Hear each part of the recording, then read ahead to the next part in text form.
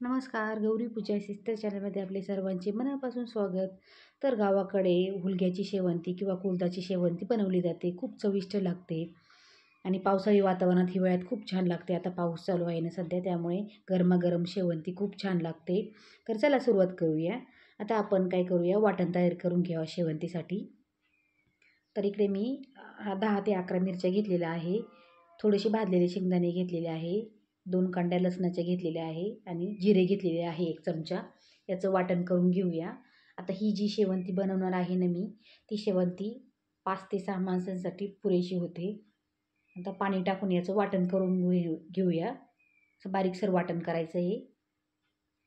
तर आता आपण पीठ घेऊया. इकडे मी ना 1.5 वाटी गव्हाचं आणि 1.5 वाटी कुळथाचं पीठ घेतलेलं आहे. मी अगोदरच मिक्स करून ठेवलं, तर तुम्ही सेपरेट केलं तरी चालतं.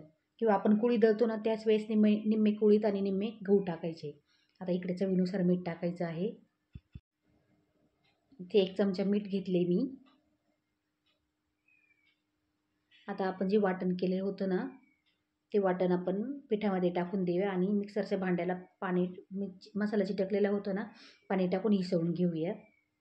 आणि थोडीशी हळद टाकायची आहे आपल्याला. माझ्याकडून स्किप झाली ती नंतर टाकली मी. आता हळद टाकूया आणि पीठ असं घट्टसर पिठाचा गोळा मळून घ्यायचा आहे. आता बघू शकता, आपण गव्हाचं पीठ असताना त्यापेक्षा घट्टसर मळून घ्यायचं आहे. इकडे आता आपण छोटे गोळे घ्यायचे आणि शेवंती वळवायला चालू करायची. आमच्या इकडे ना शेवंती बनवतात किंवा शेवंती वळून घेणे असं म्हणतात.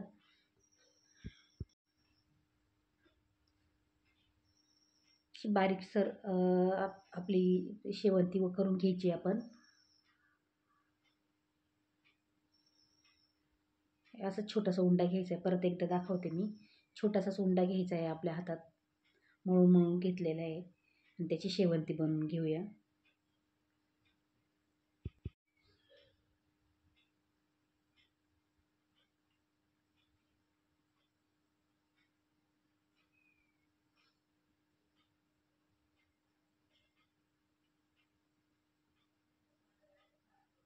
आणि कधी तर आपली शेवंती नंतर थोडीशी चिकटायला लागते ना वळवताना शेवंती बनवायला.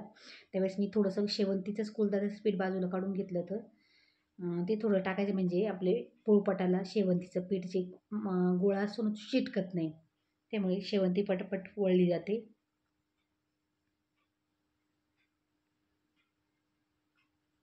तर आता बघा, जवळजवळ माझी संपूर्ण शेवंती बनवून झालेली आहे, वळून झालेली आहे. आणि शेवंतीला आहे ना, चिटकू नाही ना, आपण शेवंती बनवलेली असते ना, ती चिटकू नाही त्यासाठी ना, इकडे आपल्याला त्यावर पीठ टाकायचं आणि मग शेवंती टाकत जायचं आहे. आता आपण एकीकडे शेवंतीसाठी आदण ठेवूया. तर मी ते तेल टाकलं आहे पातेल्यामध्ये आणि ठेचलेलं लसूण टाकलं आहे, बारीक ठेचलेला.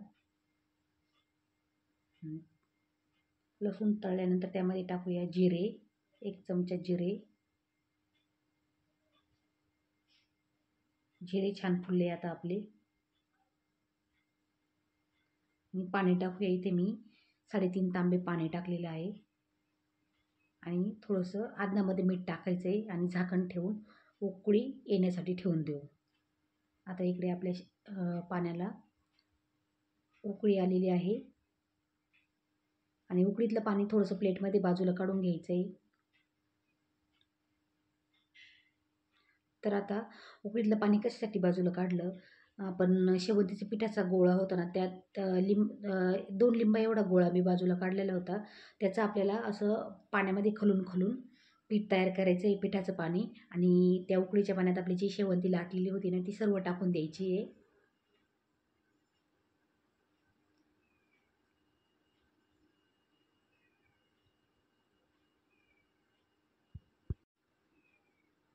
आणि पळीच्या साहाय्याने हलवून द्यायची, म्हणजे ती ना तळाला चिटकणार नाही आहे. आता जे पीठ आपण बाजूला काढलं होतं ना, आदन आणि जे शेवंतीचा गोळा होता ना पिठाचा, तो त्याचा असा बारीक अशी हाताने बारीक करून त्याचं पाणी तयार करायचं आहे आपल्याला. घट्टसर दाटसर रसा हवा आहे ना, त्यासाठी. तर आता हे आपलं पाणी तयार करून झालेलं आहे पिठाचं, ते आपण त्या शेवंतीमध्ये टाकून देऊया आदनामध्ये, म्हणजे आपल्या रशाला दाटसरपणा येतो. आणि 20 ते 25 मिनिटासाठी आपण शेवंती उकळण्यासाठी ठेवणार आहोत.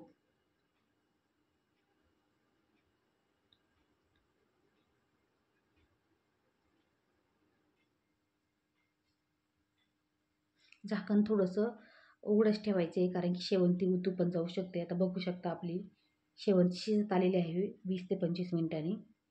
आणि शेवटी थोडीशी कोथिंबीर टाकायची आहे. अशा प्रकारे शेवंती बनवून बघा, खूप चविष्ट होते. व्हिडिओ आवडला असेल तर व्हिडिओला लाईक करा आणि चॅनलला सबस्क्राईब करायला विसरू नका. धन्यवाद.